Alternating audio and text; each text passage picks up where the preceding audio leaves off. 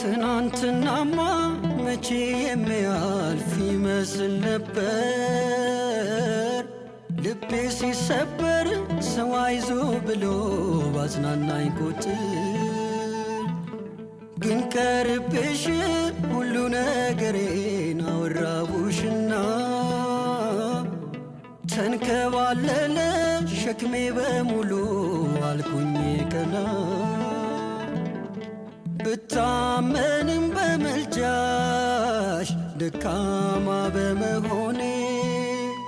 እንደዚህ የምትቀርቢ አልመሰለኝም እኔ ርኅራኄሽን ድንግል አየሁት በራሴ መተሽ ስትሆኝኝ መድመቂያ ክብር ሞገሴ መከራዬ ነበር ብዬ አወራሁ